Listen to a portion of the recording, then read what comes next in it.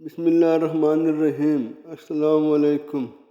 حضرت ابو ہریرہ رضی اللہ تعالیٰ عنہ نبی کریم صلی اللہ علیہ وآلہ وسلم سے روایت کرتے ہیں کہ آپ صلی اللہ علیہ وآلہ وسلم نے فرمایا، جس شخص نے رمضان کے روزے ایمان اور ثواب کی نیت سے رکھے اس کے سابقہ گناہ معاف کر دیے جائیں گے، اور جس شخص نے ليلۃ القدر کا قیام ایمان اور ثواب کی نیت سے کیا اس کے گزشتہ تمام گناہ بخش دیے جاتے ہیں۔ حضرت حارث اشعری رضی اللہ تعالیٰ عنہ سے روایت ہے کہ رسول اللہ صلی اللہ علیہ وآلہ وسلم نے فرمایا، اللہ تعالیٰ نے یحییٰ علیہ السلام کی طرف 5 کلمات پر عمل کرنے کی وحی اور بنی اسرائیل کو بھی ان پر عمل کرنے کا حکم دینے کی وحی کی۔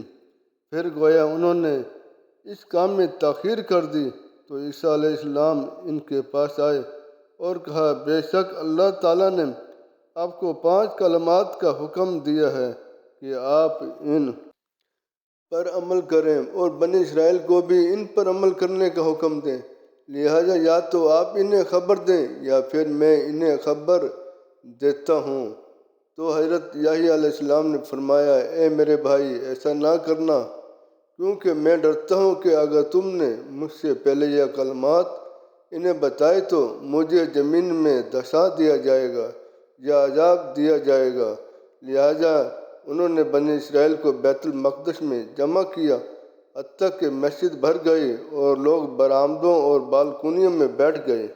پھر انہیں خطبہ ارشاد فرمایا تو کہا، بے شک اللہ تعالیٰ نے میری طرف 5 باتوں کی وحی کی ہے کہ میں ان پر عمل کروں اور بنی اسرائیل کو بھی ان پر عمل کرنے کا حکم دوں۔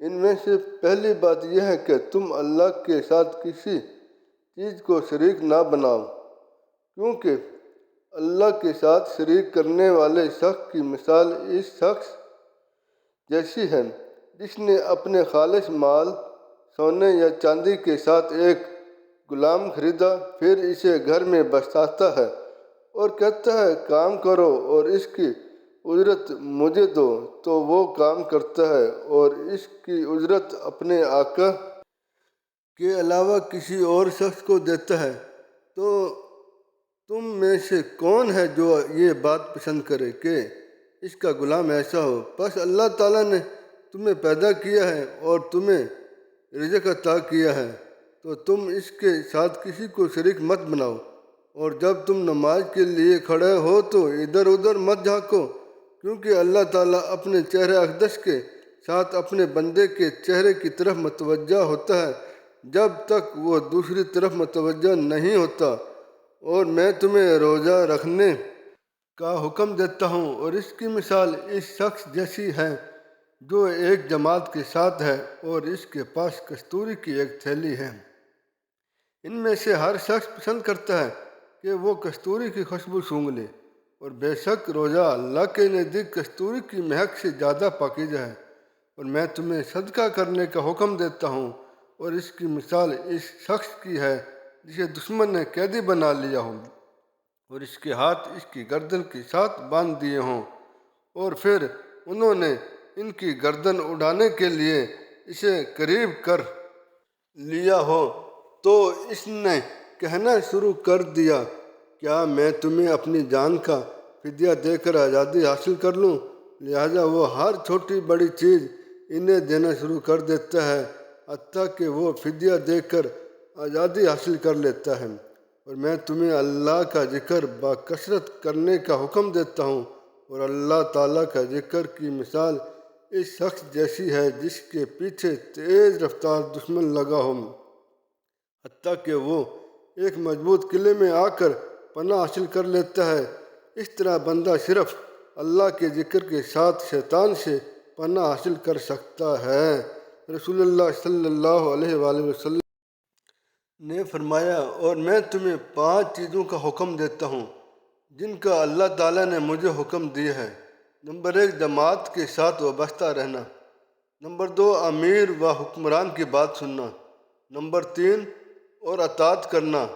نمبر 4، ہجرت کرنا۔ نمبر 5، اور اللہ کی راہ میں جہاد کرنا۔ اور جس شخص نے ایک بالش کے برابر جماعت سے علیحدگی اختیار کی تو اس نے ایمان و اسلام کا پٹا عہد و پیمان اپنے سر سے اتار دیا، الا یہ کہ واپس لوٹ آئے۔ اور جو شخص جاہلیت کے بول بولے تو وہ جہنمی ہے۔ آپ صلی اللہ علیہ وسلم سے عرض کی گئی، اگرچہ وہ روزے رکھے اور نماز پڑھے؟ آپ صلی اللہ علیہ وآلہ وسلم نے فرمایا، اگرچہ وہ روزے رکھتا ہو اور نماز پڑھتا ہو، تم اللہ کی پکار کے ساتھ پکارو جس اللہ نے تمہیں اپنی پکار کے ساتھ مومنین، مسلمین اور عباد اللہ کا نام دیا ہے۔